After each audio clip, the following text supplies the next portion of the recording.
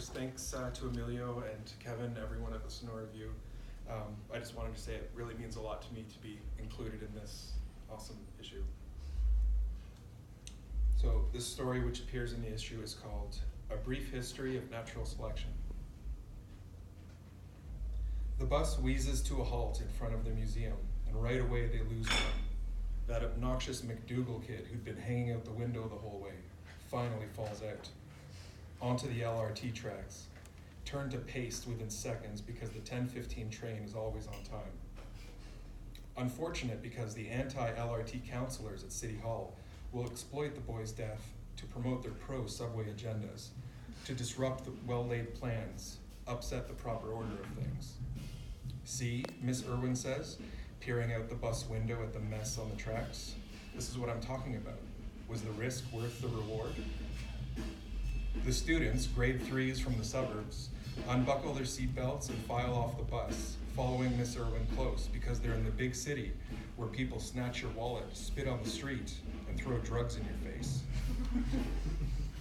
Tilly and Blaine, grade 12s, helping supervise the field trip, finishing the last few hours of their community involvement requirement, untangle from one another, button up, stumble out of their wheel well seat, and chase after the group. A passerby snatches Blaine's wallet, but Tilly, always on guard, ever aware of her surroundings, grabs the perpetrator's hand and twists, breaks the guy's arm in 6 places, down he goes. She retrieves the wallet and puts her heel on the guy's neck, set to do the world a favor, but Blaine stops her. "Spare him," Blaine says. The perpetrator, writhing on the sidewalk, looks to Tilly, his eyes pleading, "Yes, spare me."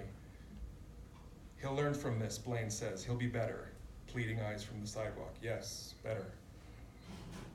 Blaine is soft. He puts up a tough front at school with football, but when it comes down to it, he's weak. Tilly knows she doesn't need him.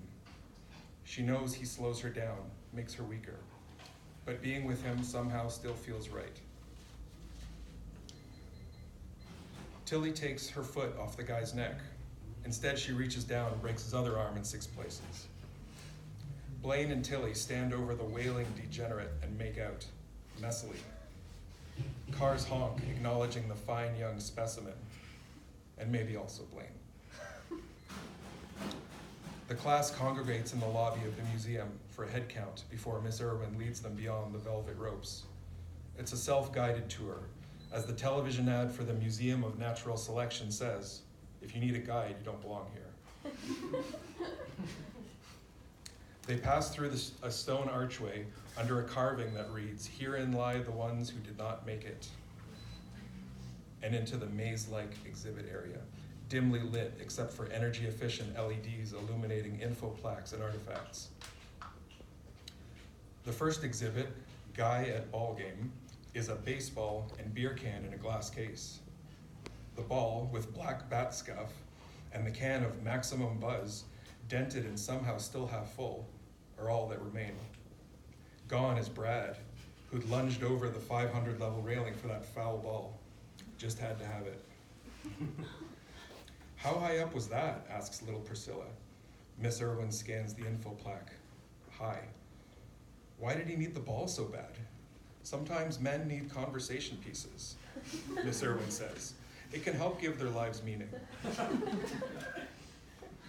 A few feet ahead is the DIYer, a 9.6 Ryobi cordless drill in excellent condition, alongside the still sealed copy of The Dangers of Doing Electrical Work Yourself that Kent's wife had bought for his 35th and final birthday. Miss Irwin reads the class the info plaque. "Good intentions shall not deliver us from harm." Kent meant well. Truly his was an altruistic goal. Finish the basement, give his children another 400 square feet for their urine-soaked toys. But knowing when you're in over your head is an asset. A licensed electrician would have remembered which breakers to shut off before wiring the receptacles. "My dad's finishing our basement," says little Wendy. Miss Irwin places a hand on the child's shoulder. "I'm sorry, dear."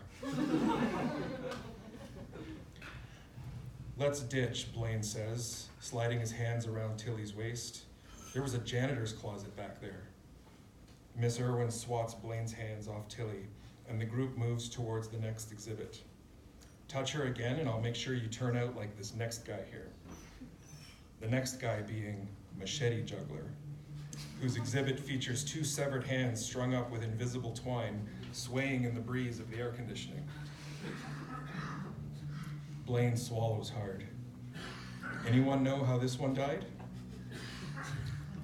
Miss Irwin asks the class. Little Carla raises her hand. Because he was careless? Exactly, Miss Irwin says, eyeing Blaine. The sooner we work the carelessness out of humanity, the better. Carla receives high fives and pats on the back from her classmates. Blaine stays put as the group proceeds. Miss Irwin and Tilly lead the way. Blaine takes up the rear. What are you doing with him?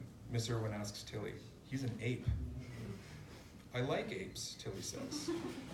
You know that automobile of his still runs on fossil fuels. That's the kind he needs for his street racing. This is the kind of person you want to be with? A crash test dummy? Tilly, he needs you, you don't need him. I know, Tilly says, avoiding eye contact. It doesn't make sense. Your parents are worried about you, Miss Irwin says. About your judgment, about the decisions you're making. That you've hitched your wagon to this boy who's barely got the brain function to work a seatbelt. He only went through the windshield once. Tilly, this isn't a joke. Your parents are afraid you're not going to survive high school. Not with your wagon hitched. Not with Blaine doing the steering. He just makes me feel so alive. With his primitive urges. I have primitive urges too. Miss Irwin folds her arms. You're a better specimen than that, Tilly. Maybe I'm not. Maybe it's a glitch in my DNA, a bug we haven't collectively worked out yet. An imperfect strain I inherited because I and I alone am meant to address it, like on behalf of all women. Now you're thinking, Miss Irwin says. Before lunch, the class hits up Mindless Show-Off, the teen boy who licked oily driveways with shock value, not liver failure in mind. Urban Explorer, who plunged into the sewers with his GoPro, but didn't check the weather network for flash flood warnings. And Car Surfer, which, yes, is as dumb as it sounds. Rowdy and overstimulated by education, the kids pour into the museum's food court. Here they're served potato chips, gummy worms, and deep-fried chocolate bars. If we're supposed to be advancing as a species, shouldn't we be eating asparagus and kale? Asks little Priscilla. Miss Irwin smiles. Well done. On cue, out come the waiters with the asparagus and kale. That was a test? Asked little Wendy. Isn't everything? Says Miss Irwin.